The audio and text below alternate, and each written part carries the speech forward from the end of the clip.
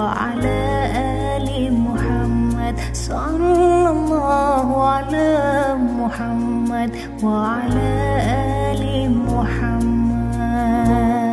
Rasul diutus sebagai rahmat bagi semua bangsa dan umat. Assalamualaikum warahmatullahi wabarakatuh. Hamdan wa syukran lillah, wassalatu wassalamu ala rasulillah, la hawla wa la quwata illa billah, amma ba'd. Kaum muslimin wal muslimat rahimakumullah, bersyukur merupakan kebutuhan diri kita sendiri. Jadi ketika Allah memerintahkan kita untuk bersyukur, sesungguhnya bukan untuk Allah, tetapi sesungguhnya itu semuanya untuk diri kita sendiri. Begitu pula ketika kita ini mengkufuri nikmatnya Allah, maka kekufuran kita ini juga kembali kepada diri kita sendiri. Oleh karenanya, marilah kita senantiasa berupaya untuk mengarahkan jiwa kita ini untuk selalu mensyukuri nikmatnya Allah. Shalawat dan salam semoga tetap terlimpahkan kepada baginda agung panutan kita semuanya, Rasulullah Muhammad sallallahu alaihi wasallam. Kaum muslimin wal muslimat rahimakumullah, Allah Subhanahu wa taala seringkali menyampaikan kepada kita di dalam Al-Qur'an, yaitu tentang perintah untuk melakukan perbuatan yang baik kepada kedua orang tua, atau yang sering disebut dengan istilah birrul walidain. Karena itu pada kesempatan yang sangat mulia ini, saya ingin mengajak kita berdasarkan pemahaman dari petunjuk Allah, sesungguhnya seperti apa Allah ketika memerintahkan kita ini untuk berbuat baik kepada kedua orang tua. Jadi ada beberapa konsep dasar begitu yang kita tangkap dari isyarah di dalam Al-Quran tentang keharusan kita ini berbuat baik kepada kedua orang tua. Kaum muslimin wal muslimat rahimakumullah, di beberapa ayat ada di dalam surat An-Nisa ayat 36, kemudian juga ada di dalam surat Al-Isra ayat 23, kemudian yang terakhir yang ada di dalam Al-Ahqaf ayat 15, yang di sana intinya Allah Subhanahu wa taala memerintahkan kepada kita untuk berbuat baik kepada kedua orang tua ini biasanya oleh Allah diletakkan setelah adanya perintah untuk beribadah kepada Allah. Misalnya di dalam surat An-Nisa Allah Subhanahu wa taala sampaikan, a'udzubillahi minasyaitonirrajim, wa'budullaha wa la tusyriku bihi syai'a wa bil walidaini ihsana. Sembahlah oleh kamu sekalian akan Allah dan jangan mensekutukan Allah dengan segala sesuatu, dan kepada kedua orang tua maka berbuatlah ihsan. Kemudian kita beri contoh lagi di dalam surat Al-Isra ayat 23, Allah sampaikan yang nadanya hampir sama. A'udzubillahi minasyaitonirrajim, wa'budullaha wa qadha rabbuka alla ta'budu illa iyyah wa bil walidaini ihsana.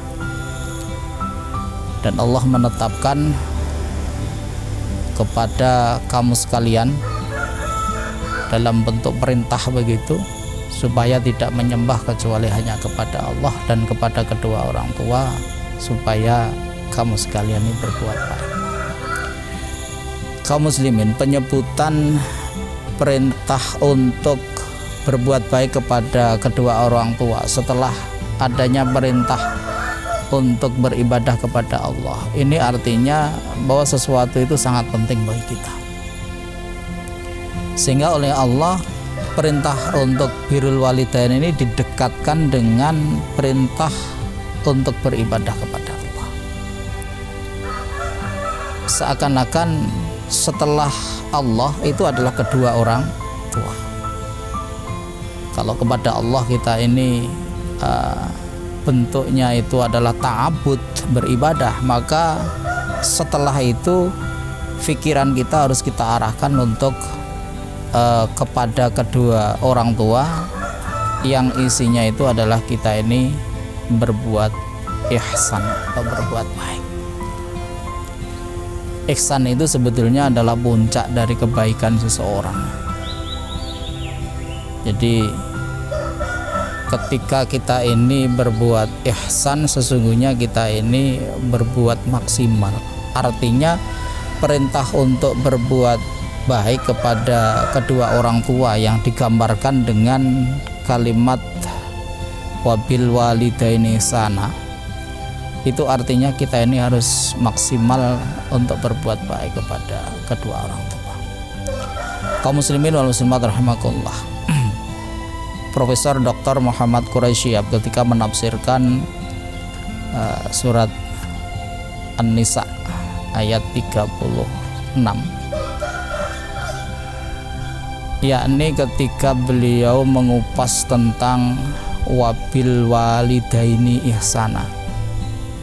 Di sana ada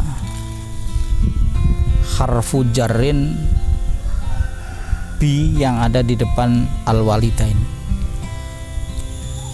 Sementara sebetulnya secara teori kebahasaan, para ahli gramatikal, para ahli bahasa itu sebetulnya menyampaikan secara teori bahasa di depan walidain ini bisa kita gunakan salah satu di antara 3 harfu jarin. Jadi boleh menggunakan ila, wa ilal walidaini ihsana misalnya begitu. Boleh juga dengan li, walil walidaini ihsana. Tetapi yang dipilih oleh Allah Subhanahu wa taala di dalam ayat-ayatnya yang sudah saya baca di awal itu selalu menggunakan harfu jarin ba. Nah, ini tentu bukan sesuatu yang kebetulan, sehingga ini harus menjadi pola pikir kita ketika kita ini berbuat baik kepada kedua orang tua. Dalam teori bahasa, ba harfu jarin itu memiliki faidah ilsyok itu dalam teori bahasa. Ilsyok itu artinya menempel secara dekat begitu. Beda dengan ila. Nah, kalau ila ini ada jarak.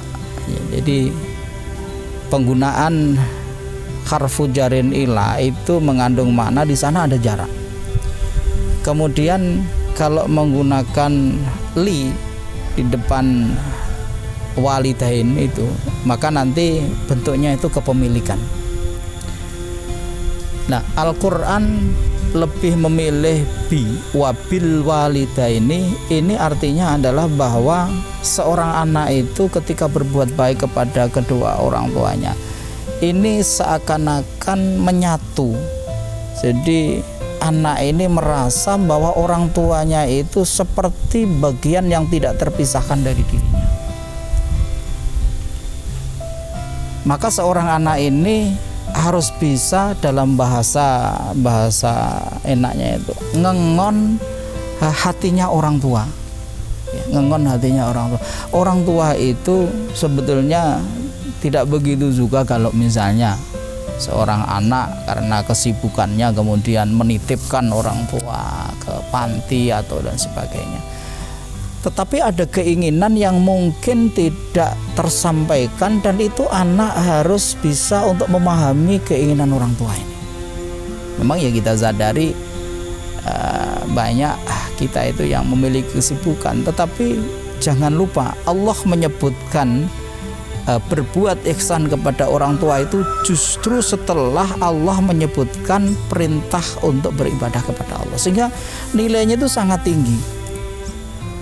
Ini yang harus menjadi salah satu bahan pertimbangan kita. Kemudian yang berikutnya yang juga harus menjadi bahan pertimbangan kita adalah bahwa tatkala orang tua itu mengajak kita untuk sesuatu yang tidak dibenarkan oleh agama.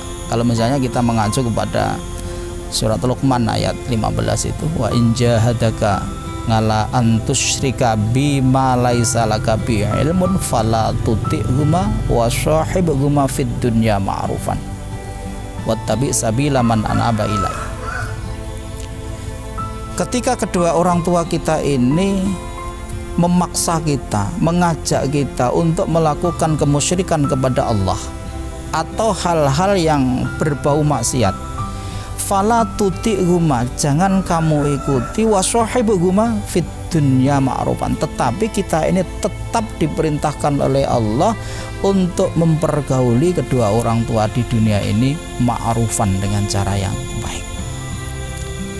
Jadi ini selaras dengan makna bil walidaini tadi yang ilsok begitu, artinya menyatu begitu. Jadi meskipun orang tua itu mengajak kepada sesuatu yang tidak dibenarkan oleh agama, memang kita diperintahkan untuk tidak mengikuti, tetapi wasahibhuma fid dunya ma'rufan, di dalam kehidupan dunia ini harus tetap kita ini melakukan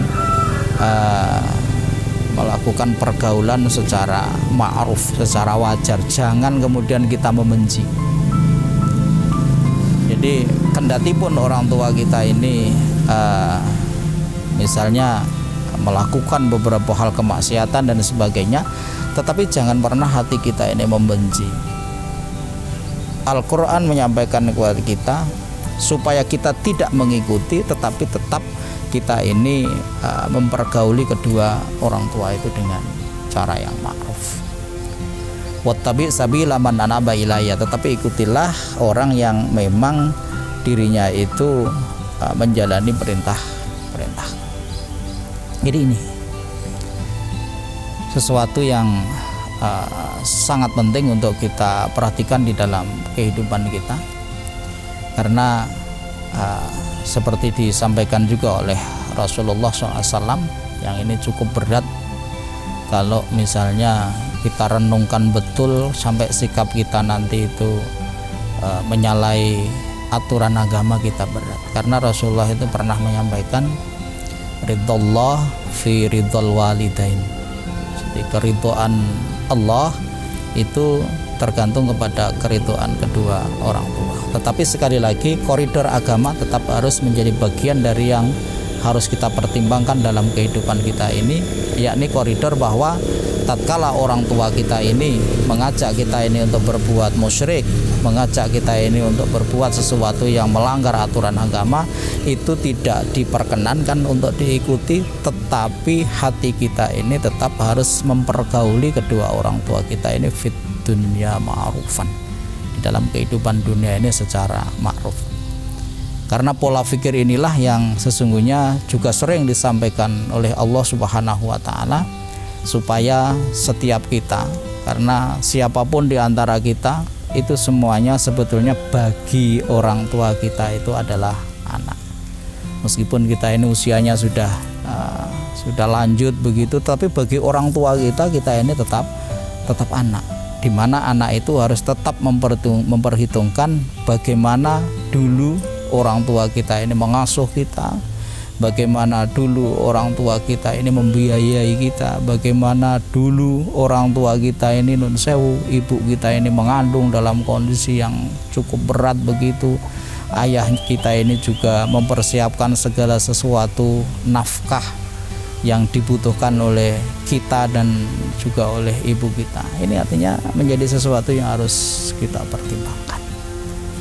Kaum muslimin wal muslimat rahimakumullah, mudah-mudahan secercah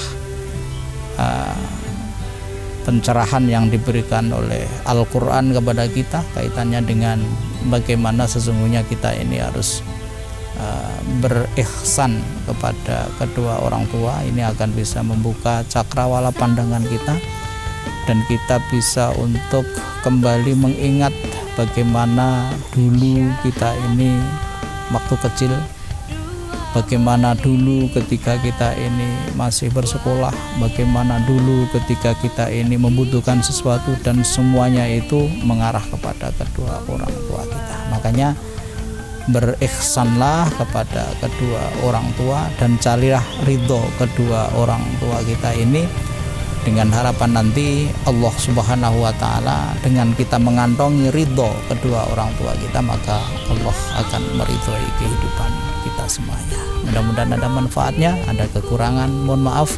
Nasrun minallah wa fathun qarib wa basyiril mu'minin. Assalamualaikum warahmatullahi wabarakatuh.